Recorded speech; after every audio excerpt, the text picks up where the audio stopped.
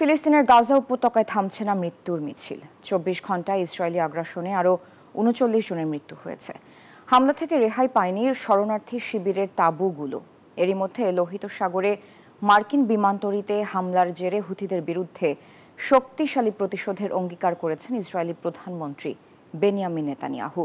এদিকে পোপ ফ্রান্সিসের মৃত্যুতে গাজা উপত্যকাতেও নেমে এসেছে শোকের ছায়া।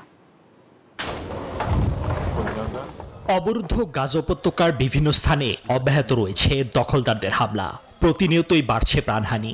শরণার্থী শিবিরের তাঁবুগুলো বাদ যায়নি সোমবারের হামলায়। ক্রমাগত বাড়ছে গাজার উপর দখলদার বাহিনীর নিয়ন্ত্রণ।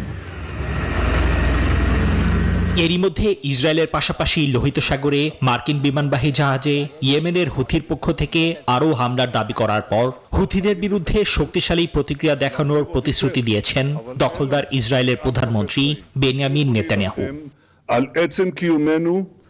এইদিকে খ্রিস্টানদের সর্বোচ্চ ধর্মীয় গুরু পোপ ফ্রান্সিসের মৃত্যুতে শোক প্রকাশ করছেন গাজার ফিলিস্তিনিরা।